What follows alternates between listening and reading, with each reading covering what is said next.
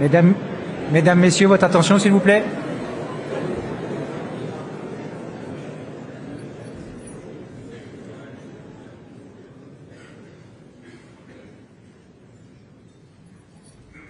Monsieur le Président de la République.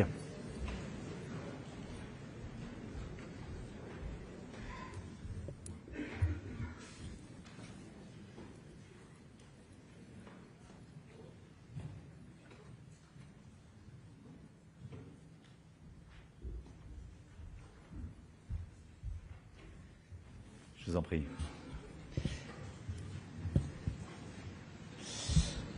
Monsieur le Premier ministre, Mesdames et Messieurs les ministres, Monsieur le ministre des Affaires étrangères de l'Inde, merci pour votre présence particulière à nos côtés. Monsieur le nonce, Monseigneur, Messieurs les Premiers ministres, Monsieur le Président du Conseil constitutionnel, Mesdames, Messieurs les parlementaires, Monsieur le chef d'état-major des armées, Madame la maire de Paris, Madame la secrétaire générale des Affaires étrangères, Monsieur le chef d'état-major de l'armée de terre, Mesdames, Messieurs les directrices, directeurs, ambassadrices, ambassadeurs, Mesdames, Messieurs, en vos grades et qualités. Merci de votre présence aujourd'hui dans cette salle. Ces dernières années, j'ai eu pour coutume de vous réunir ainsi et le ministre de l'Europe et des Affaires étrangères a en effet changé la date ces derniers temps. Et donc ce discours est aussi pour moi l'occasion de vous présenter avant toute chose mes vœux. Mes vœux pour vous-même, vos familles, vos proches, et pour l'ensemble de vos collaboratrices, de vos collaborateurs, partout dans nos ambassades, partout où vous avez à défendre la voix de la France. Et ces dernières années aussi, j'avais pour coutume de faire un discours très long, que je vous faisais subir pendant plusieurs heures, qui visait à couvrir à peu près tous les sujets de l'état du monde. Et donc cette année, j'ai décidé de ne pas faire un discours. C'est pourquoi, à la demande du ministre, j'ai eu 3 tables rondes pour donner des instructions et échanger avec les ambassadrices et ambassadeurs concernés par 3 thématiques clés pour l'année qui s'ouvre.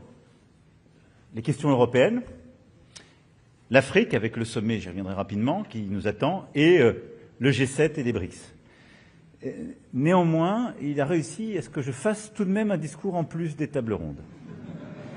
Et donc, je veux simplement vous dire que ceci n'est pas un discours, et ceci a vocation à être très court, en tout cas beaucoup plus court que les années précédentes. C'est aussi pour vous rassurer compte tenu de l'heure qu'il est. Et de manière très simple, au fond, les vœux étant prononcés et ma gratitude, ma reconnaissance vous étant exprimée pour l'action qui est la vôtre, je voulais vous livrer ce matin quelques convictions. Je ne vais pas traiter tous les sujets, toutes les géographies, mais je pense que c'était nécessaire de pouvoir partager quelques convictions dans le moment que nous vivons. Les constats, nous les connaissons. Je les ai faits longuement l'année dernière, l'année d'avant. Et en particulier, ce que j'ai dit l'année dernière, je pense, reste totalement valide. Nous sommes dans un monde qui se dérègle. Les instances du multilatéralisme fonctionnent de moins en moins bien. Nous évoluons dans un monde de grande puissance avec une vraie tentation de se partager le monde. Et je crois que ce qui s'est passé durant les derniers mois ou parfois les derniers jours n'a rien enlevé à ce constat. Et donc c'est le grand risque de l'ordre international dans lequel nous vivons. Les États-Unis sont une puissance établie mais qui se détourne progressivement de certains de ses alliés et s'affranchit de règles internationales qu'elle promouvait encore récemment, qu'il s'agisse du commerce, de certains éléments de sécurité ou de certaines enceintes. Et la Chine est une puissance toujours montante, qui doit faire le choix de partenariats diversifiés, mais qui témoigne d'une agressivité commerciale de plus en plus désinhibée, et surtout depuis la période de sortie Covid, et qui met à mal aujourd'hui l'économie européenne. Et puis nous continuons d'avoir des puissances de déstabilisation, la Russie, avec l'Ukraine et d'autres géographies, et les ingérences informationnelles et autres, et je pourrais citer l'Iran et plusieurs autres.